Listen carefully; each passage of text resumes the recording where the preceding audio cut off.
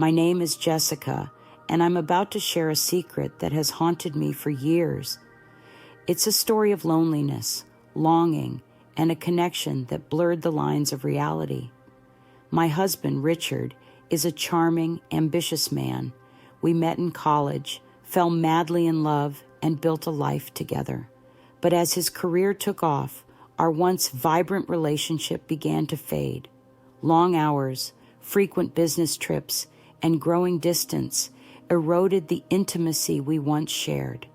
I found solace in the tranquility of our farm, a peaceful escape from the demands of city life.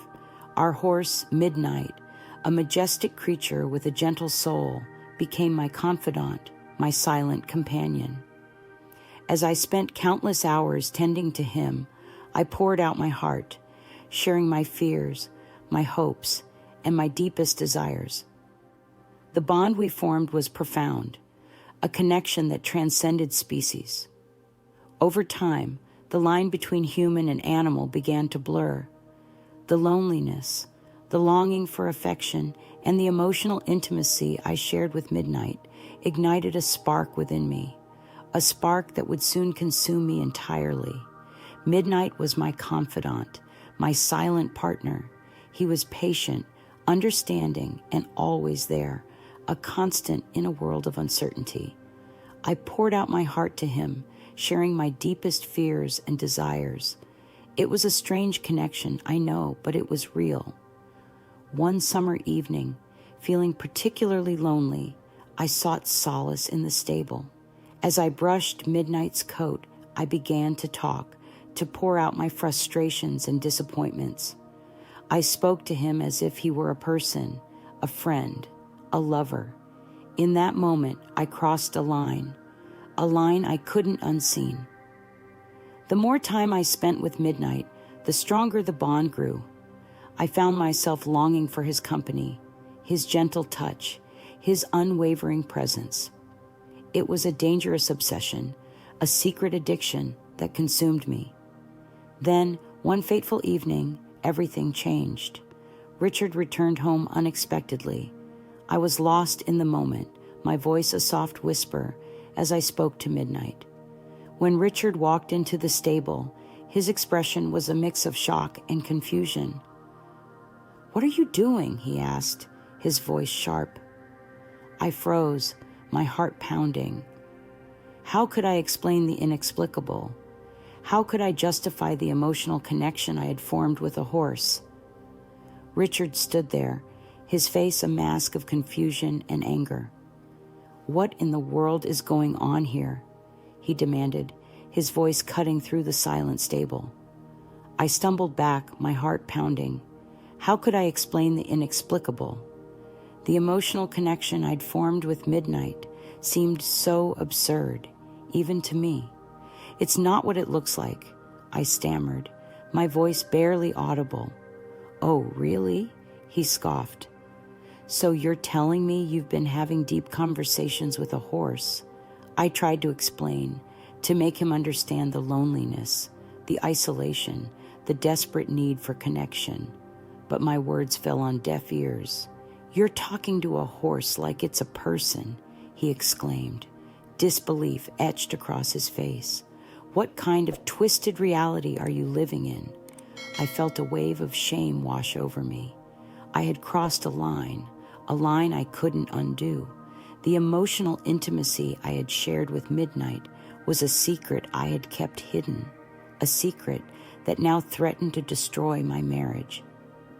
"I know it sounds crazy," I admitted, my voice trembling, "but I was lonely, Richard. I needed someone to talk to, and Midnight was always there." His eyes softened, but the hurt was still evident. "So, you chose a horse over me?" he asked, his voice barely a whisper. "No," I replied, my voice firm. "I love you, but I made a mistake. I let my emotions get the best of me." The silence that followed was heavy and oppressive. We stood there, two people adrift in a sea of misunderstanding and betrayal. As I looked at Midnight, I saw not just a horse, but a symbol of the loneliness and desperation that had led me down this path. I realized that my connection with midnight, while profound, was ultimately unhealthy and unsustainable. I had to break free from this dangerous obsession and reconnect with my husband, to rebuild the trust and intimacy that had been lost. Richard paced the small stable, his face a mask of confusion and anger. "This is insane," he muttered, shaking his head. "I come home to find my wife confessing to having an emotional affair with a horse." I stood there, stunned and ashamed. How could I have let things go so far? "It's not like that, Richard," I pleaded. "I didn't do anything physical. I got lost." He turned to face me, his eyes hard and unforgiving. "Do you realize how crazy this sounds? How ridiculous this whole situation is?" I nodded, my voice barely a whisper. "I know. I let my loneliness cloud my judgment." He sighed, running a hand through his hair. "Why didn't you talk to me? Why didn't you tell me you were feeling this way?" "I tried," I stammered, "but you were always so busy. I didn't want to burden you." "I didn't know you felt this way," he said, his voice filled with disappointment. "I thought we were fine." "We weren't," I admitted, my voice trembling. "I needed you, Richard. I needed my husband. And when you weren't there, I turned to midnight." A heavy silence fell between us.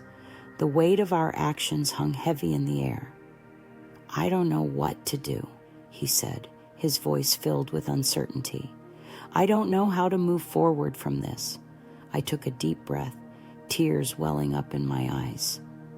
"I don't either," I confessed, "but I want to fix this. I want to fix us. I love you, Richard."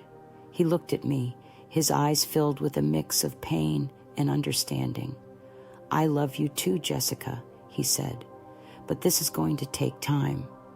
As we stood there, the future of our relationship hung in the balance.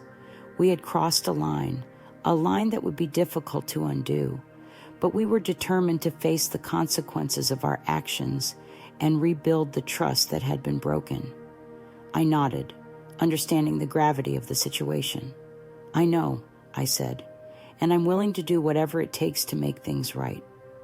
He sighed, stepping closer.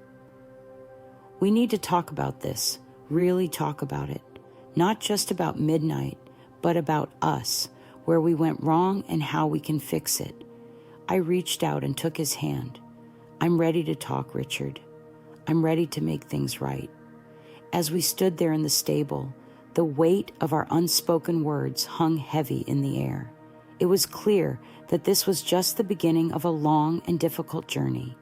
We had to rebuild the trust that had been broken, rekindle the love that had faded.